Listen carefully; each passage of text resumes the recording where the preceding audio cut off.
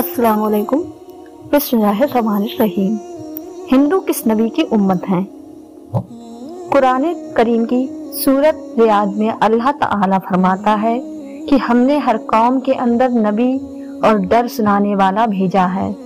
और फिर हदीस मुबारक से हमें पता चलता है कि पूरी दुनिया की हर कौम और हर एक जगह जहां इंसानियत आबाद थी 1,24,000 पैगंबर भेजे गए, लेकिन नाम से जिक्र सिर्फ 25 पैगंबरों का है, क्योंकि अगर इन सब के नाम, जिंदगी और कौमों के हालात बयान होते तो फिर कुरान इबरत की किताब के बजाय तारीख की किताब ज्यादा मालूम होती।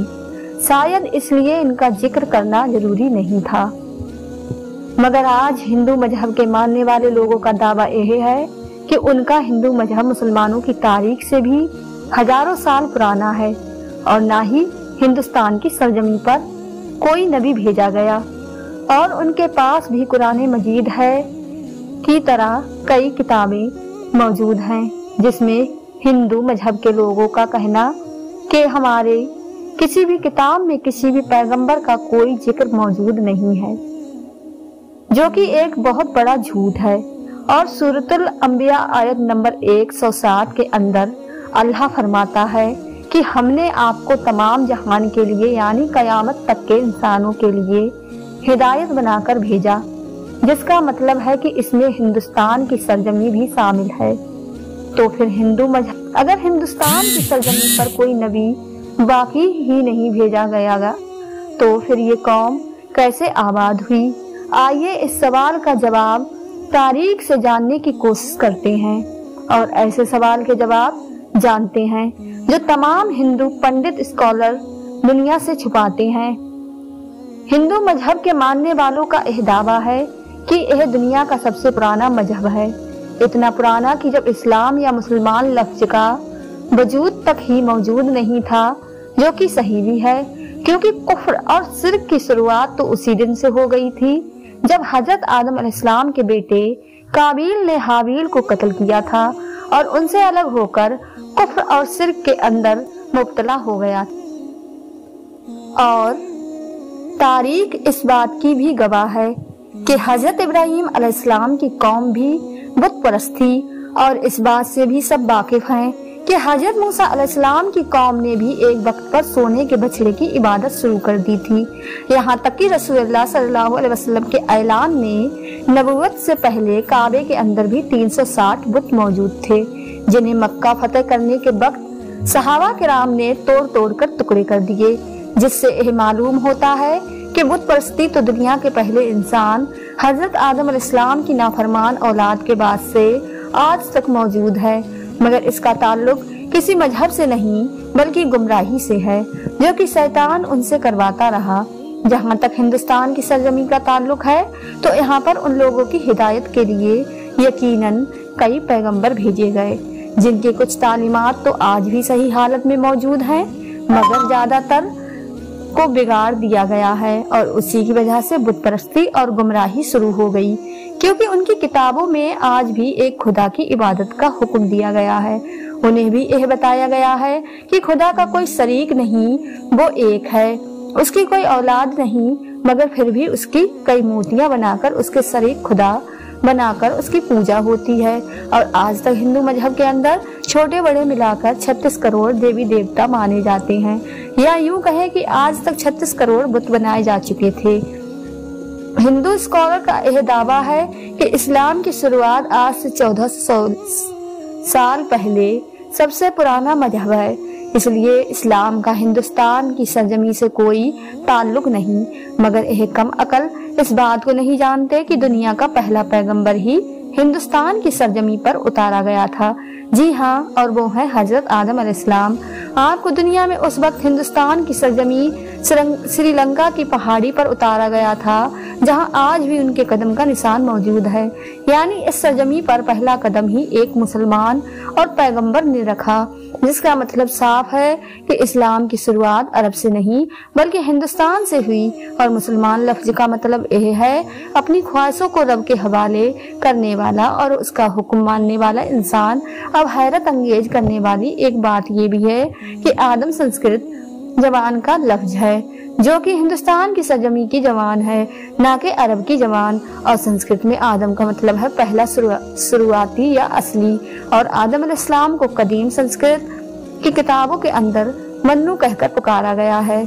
अगर हिंदू किसी तरह से उनके वजूद का इनकार करने की कोशिश करें तो ऐसा बिल्कुल नामुमकिन है, क्योंकि उन्हीं की मुकद्दस किताब ऋग्वेद और कुरान में आदम अलैहिस्सलाम की पैदाइश और फरिश्तों का उनको सजदा करना, और आदम अलैहिस्सलाम की पसली से हजरत हव्वा की पैदाइश और शैतान का इन दोनों को बहकाकर जन्नत से निकलवाना और फिर जमीन पर उतार देने का जिक्र साफ तौर पर मौजूद है।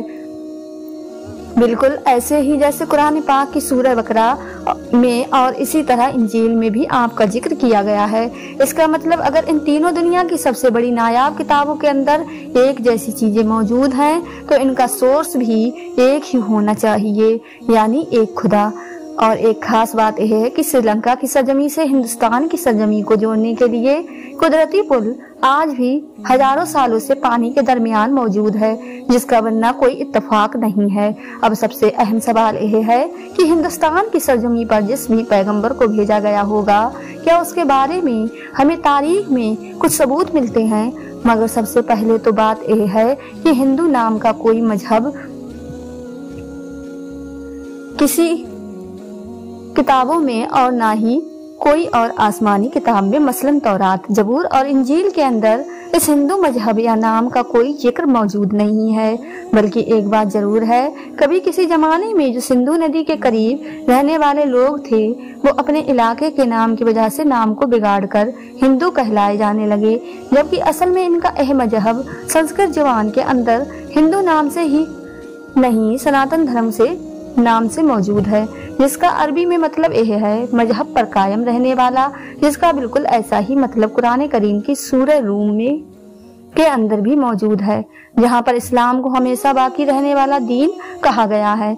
यानी सनातन धर्म का मतलब भी मजहब इस्लाम है। और तारीख के हवालों और मजबूत दलील से यह पता चलता है कि इनके वेदों में हजरत नूह अलैहिस्सलाम का जिक्र भी साफ तौर पर किया गया है, जिसमें उन्हें नूहा कहा गया है। वेदों में पैगंबर को मनु कहा गया है और नूह अलैहिस्सलाम को बड़े सैलाब वाला मनु कहकर बयान किया गया है। और उनकी कश्ती से लेकर सैलाब तक का तमाम वाकया तफसील से मौजूद है, जैसे कि कुरान की सूरह हूद के अंदर भी यह बयान है। और वेदों में लिखा है कि जब बड़े सैलाब के बाद दुनिया फिर से आबाद होगी तो मैं उन वेदों को नाफिज करूंगा। और कुरान के अंदर भी हजरत नूह के तूफान के बारे में बयान किया गया है। और यह भी बताया गया है कि उस मनु को खुदा ने कश्ती बनाकर उसके अंदर जानदार को सवार करने का हुक्म दिया, जिसके बाद एक अजीब तूफान आया जिसमें हिंदुस्तान की सरजमी पर जिंदगी को खत्म कर दिया। अब ये बात तो साफ है, नूह लफ्ज संस्कृत की किताब के अंदर भी मौजूद है, जिसका मतलब यह है कश्ती वाला, जो कि अरबी जबान के अंदर भी है। इन सब बातों से एक बात बिल्कुल आईने की तरह साफ है कि हिंदुस्तान की सरजमी और नूह अलैहिस्सलाम के दरमियान एक ताल्लुक मौजूद है। और तूफान के बाद जिन वेदों को नाफिज करने को किया गया था वह हजरत नूह अलैहिस्सलाम की तालीमात थी, जो तूफान के बाद हिंदू सरजमी पर उनके बेटे की नस्ल से आगे फैलना शुरू हुई। उसके बाद उस कौम ने गुमराह होकर बुत परस्ती करना शुरू कर दी। और तारीख के हवालों से हमें यह पता चलता है कि नूह अलैहिस्सलाम की कौम के जैसे देवी देवताओं की पूजा करने का तरीका दुनिया में कहीं और मौजूद नहीं था। और कुरान करीम में नूह अलैहिस्सलाम की कौम को साबी कहा गया है, जो इराक की सरजमी को कहते हैं, जहाँ पर सिर्फ हजरत इब्राहिम अलैहिस्सलाम पैदा हुए थे, जिनकी कौम यही मुशरिक थे जिन्होंने नूह अलैहिस्सलाम और उनके दरमियान आने वाले तमाम अंबिया की तालीमात को या तो बदल दिया था या फिर भुला दिया था और उन्हीं की पूजा किया करते थे। इसके अलावा वे फरिश्तों की इबादत किया करते थे, इसलिए खुदा के साथ साथ फरिश्तों की मूर्तियां भी बनाकर उन्हें भी खुदा का दर्जा देना शुरू कर दिया, बिल्कुल ऐसे जैसे हर बड़े काम पर अल्लाह ने फरिश्तों को मुकर्रर किया है और वह हर बड़े काम पर अल्लाह की तरफ से पाबंद है। इसी तरह उन लोगों ने हर काम करवाने के लिए एक अलग अलग खुदा मूर्तियों की सूरत में बना दिया। ये लोग सितारों और आग के भी पुजारी थे, इसलिए आज भी हिंदू कौम सितारों के इल्म के अंदर इतना यकीन रखती है और आग की भी पूजा करती है और उसे मुकद्दस जानती है। मगर सबसे अहम सवाल यह है कि ये सब जानकर भी और अपनी किताबों के अंदर साफ तौर पर एक खुदा और पैगंबरों की तालीमात को देखकर भी हिंदू कौम इनका इनकार क्यों करती है? क्यों नहीं मानती कि अल्लाह के वादे के मुताबिक उनकी कौम के अंदर भी अल्लाह का पैगाम उतारा गया, उन्हें भी डर सुनाया गया। इस बात को समझने के लिए आपको सही बुखारी की एक हदीस मुबारक के बारे में जानना होगा। हजरत अबू सईद खुदरी रज़ियल्लाहु अन्हा से रिवायत है कि रसूल करीम सल्लल्लाहु अलैहि वसल्लम ने फरमाया कि क़यामत के दिन जब हजरत नूह अलैहिस्सलाम और उनकी कौम को बुलाया जाएगा और अल्लाह ताला नूह अलैहिस्सलाम से यही सवाल करेगा कि क्या आपने अपनी कौम तक मेरा पैगाम पहुंचा दिया था, तो हजरत नूह अलैहिस्सलाम फरमाएंगे कि बेशक मेरे मालिक। इसके बाद नूह अलैहिस्सलाम की कौम से पूछा जाएगा कि क्या नूह ने मेरा हुक्म तुम तक पहुंचा दिया था? ये लोग इनकार करेंगे, नहीं, हमारे पास कोई भी डर सुनाने वाला नहीं आया, हमें आपका कोई पैगाम नहीं मिला। अल्लाह ताला नूह अलैहिस्सलाम से फरमाएगा कि आपका गवाह कौन है? वो फरमाएंगे कि मेरे गवाह हजरत मोहम्मद मुस्तफ़ा सल्लल्लाहु अलैहि वसल्लम और उनकी उम्मत है। फिर तुम लोगों को पेश किया जाएगा और तुम लोग गवाही देना कि नूह अलैहिस्सलाम ने अपना पैगाम या अल्लाह का पैगाम पहुंचा दिया था। जिसके बाद नबी करीम सल्लल्लाहु अलैहि वसल्लम ने सूरह बकरा की आयत 143 पढ़ी और इसी तरह से हमने तुम्हें दरमियानी उम्मत बना दिया ताकि तुम लोगों पर गवाह रहो और रसूल तुम पर गवाह रहें, जिससे यह साबित हुआ कि हिंदू कौम कभी अपने नबी नूह अलैहिस्सलाम की तालीमात या किसी और पैगंबर को तस्लीम नहीं करेंगे और हिंदुस्तान की सरजमी का असल मजहब इस्लाम ही है, जो कि बिगाड़ की वजह से अपनी असल शक्ल खो चुका है। आज यह हमारी जिम्मेदारी है कि हम उन लोगों तक अल्लाह का पैगाम सही हालत में पहुंचाएं, क्योंकि हमारे रसूल सल्लल्लाहु अलैहि वसल्लम को तमाम जहान के लिए रहमत बनाकर और डर सुनाने वाला बनाकर भेजा गया और अब कयामत तक किसी रसूल और पैगंबर को नहीं आना। इसलिए यह काम अब उम्मत मुस्लिमा के जिम्मे है, जिससे कयामत के रोज इस बारे में सवाल किया जाएगा। और डॉक्टर जाकिर नाइक जैसे लोगों ने मौजूदा दौर के अंदर इसकी बहुत कोशिश की और काफी हद तक अपनी तहकीक से लोगों को अल्लाह का डर सुनाकर मुसलमान किया, उन्हें लॉजिकल तौर पर हकीकत पहुंचाने में कामयाब रहे। मगर अफसोस हमारे मुल्क हिंदुस्तान ने दीन पर मर मिटने वाली शख्सियत पर झूठे आरोप लगाकर देश से बाहर कर दिया। और अगर सच कहें तो आज का मुसलमान दीनी और इल्मी मैदान में दुनिया से बहुत पीछे रह चुका है। इसलिए आज दुनिया हम मुसलमानों पर गालिब हो रही है। प्यारे दोस्तों, अगर आपको हमारी वीडियो अच्छी लगी हो तो चैनल को सब्सक्राइब कर लें और बेल आइकन प्रेस कर लें, जिससे आपको नोटिफिकेशन मिलता रहे।